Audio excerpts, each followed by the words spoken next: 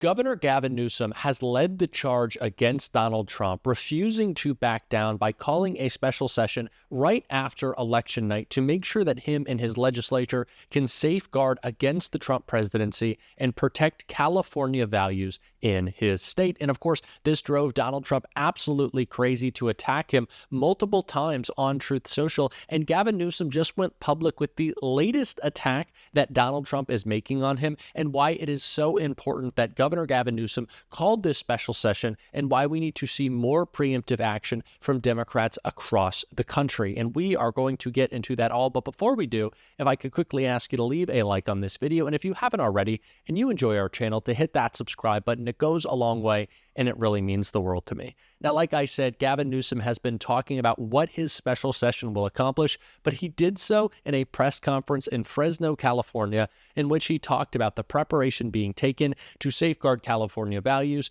to protect Donald Trump's attacks on legal immigrants, and to make sure that he has the back of every Californian. And I want to take a look at that press conference right here. As it relates to the special session, that's a special session to focus on litigation, preparation. As it relates to the reality, it's not a theoretical exercise. We know what happened the last time Donald Trump was president. He vandalized our progress. He vandalized our programs. He broke the law. Courts adjudicated that. It's not an assertion. He did certain things that were unwound at the agency level that attacked this state. And so we are preparing for that. And that was the whole point, is the whole point of the special session. We're not going to be caught flat-footed, and we want to be prepared as early as January 20th, and that's why the special session is important. We also have a brand new legislature coming in, a lot of new people, and this will be an opportunity to engage and convene, talk about the previous 122 lawsuits. Again, we reacted to the assault. It wasn't a proactive litigation strategy. It was a reactive strategy. I hope there's not one lawsuit with Trump administration. As I said, open hand, not a closed fist. No governor in California worked more closely. No governor in the country, I would argue, Democrat, worked more closely, Democratic governor, with Donald Trump than I did during COVID. Same time, he took $1 billion of your high-speed rail money. Same time, he tried to take your crime grants. At the same time, he tried to vandalize most of the progress of the last half century as we were getting along. So again, no one's naive. I've been there. We have the receipts. We know exactly what he intends to do. He's been very honest about that. And there's nothing to suggest the last 2 weeks that he's not even more hell-bent on doing it. Look at the folks, one less today, that he's lining up to run these agencies. And that's why it's very important we're doing the work we're doing today, putting our head down, not focusing on Trump, focusing on you, focusing on communities like this. At the same time, we want to protect our state and protect our values.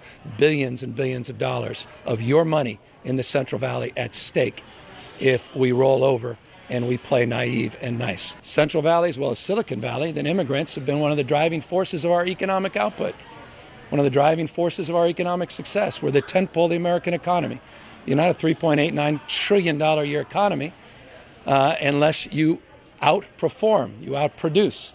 And that's because of the remarkable contributions of immigrants across the spectrum. I'm very concerned about the chilling effect of Trump's rhetoric on legal immigration, not just illegal or irregular immigration. I'm deeply concerned about mixed status families in this state. I'm concerned about our kids feeling safe going to school. I'm feeling concerned already. I met a young woman, literally, God is my witness. I went back to her. I said, you weren't just exaggerating just to tell me a tall tale. She's getting chemo, and she doesn't want to get additional chemo treatment because she's scared to death about Trump's deportation policies because of her status. And she's been here almost 10 years. She's got a family. She doesn't want to get chemo treatment. She's that scared. She said, how can you help me? It's serious. Health, public safety. I'm worried about people that have been witnesses of crimes or victims of crime coming forward. All of those things, those are very serious things that we have to address and attend to, and that's what we'll be talking to the legislature about, not just in the special session. This is secondary to the special session. It's work I'm doing right now across many different agencies, and we take it very, very seriously. I was on the phone with him consistently. late night, early morning, getting along, and he was assaulting and attacking this state, taking money from the people of the state of California, rolling back all kinds of laws in this state, of trying to roll back waivers, trying to exercise his control and preemption. He asserted lawsuit after lawsuit and assault after assault. So of course, regardless of whether or not we had a big hug at Mar-a-Lago or not, we need to prepare for that reality. You're wise enough to know that. You recognize where this state was, not just with the Newsom administration, but the Brown administration. So we're going to prepare for that. I'm not looking, it's not about voters. It's not about voters. I care about people. I don't care who you voted for. I care about people. I care about Trump supporters. I care about RFK Jr. supporters. I care about Tucker Carlson supporters. I care about Charlie Kirk supporters. I care about Ben Shapiro supporters. I care about all people. I care about the people living here in the Sierra, folks down in San Diego where I just was, or in my backyard in Fair Oaks, California. I care about people, and I care about protecting them, their public safety, and their public health. And I care about being honest with them as well, and level setting with them. This is not an academic exercise. We had the experience with Donald Trump. Don't fall sort of prey to somehow this is some new day. Listen to what these guys are saying and telling you. Look at what they're prepared to do day one, January 20th, 21st. Get prepared, and no impact will be greater than the impact in this region. And there may be a lot more Trump supporters here, but that doesn't matter. I'm going to still have their backs because they need us to have their back, not turn their back on them. I'm so glad Governor Gavin Newsom is leading this charge, taking the preemptive steps needed to safeguard his state and encouraging Democratic governors across the country to do the same thing, because the information that Governor Newsom just went public with about Donald Trump shows exactly why we need to do this. Now, of course, we saw Trump attack Gavin Newsom on Truth Social, but he also just revealed a bit of private contact that hasn't gone so well with Trump in this article right here. Governor Newsom says President-elect Trump hasn't returned his call since the election. The governor said last week on his Politickin' podcast that he has attempted to reach out to President-elect Donald Trump after the election, but he didn't get a response. Donald Trump is so petty, he's such a petulant little angry child that he will not respond to a governor reaching out to congratulate him. Now, Governor Newsom has talked extensively about the ways that he kind of had to fluff up Trump's ego and be nice to him and praise him about COVID or his response to natural disasters in order to get the funding that his state needed. And that is why so many Democratic governors have fear about this next Trump administration, whether they have burned any possible bridges with Trump by calling out the real threat to democracy that he is, calling out the attacks that he has made on our fundamental freedoms. And of course, Governor Gavin Newsom, who is referred to as Governor Gavin Newscum by Donald Trump, would have those worries. And that's why we have to take those safeguards. We have to make those safeguards and take those precautions now, especially with an unqualified cabinet that Donald Trump is building out that will be equally damaging to states who need support from the federal government. And not only is that damaging, but it's also incredibly dangerous and scary, the cabinet Donald Trump is putting together. Just listen to Jasmine Crockett talk about it right here. And not pretend as if, these white tears, this white fragility that we are experiencing is anything other than that, and that it's not about equity.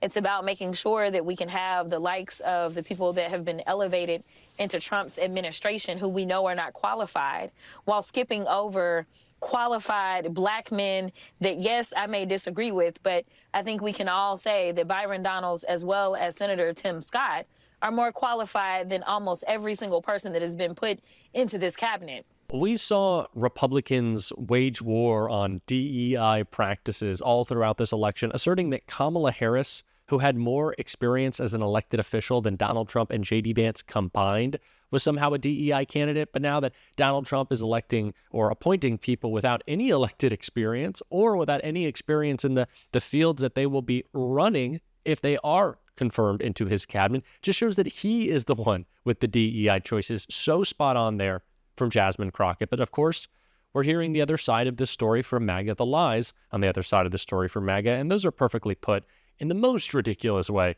by Lindsey Graham right here. But I do have a Trump hat. No, thanks for having me. A little bit about, yeah, I'm sorry. Go ahead. No, you go.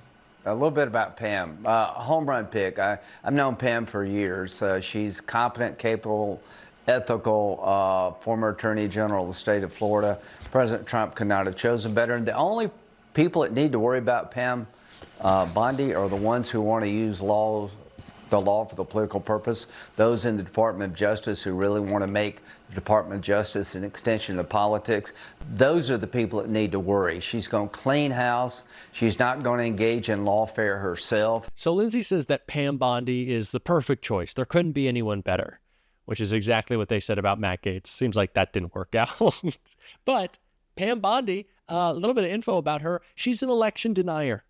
She herself is an election denier. Donald Trump's cabinet, there is no adults in the room. There is no one who will, as many people speculate, these are always Republicans, maybe stand up to him. No, that's who these people are. And we have to continue to advocate against them. We have to continue to call them out. We saw that our voices actually have power. Matt Gaetz had to withdraw his name. We have to continue this pressure campaign, have to continue to call him out. And that's what we're going to do every single day on this show. And if you want to support that, as always, you can hit that subscribe button. You can leave a like on this video. And if you stuck around to the end, drop a blue heart in the comments. And until next time, I'll see you soon.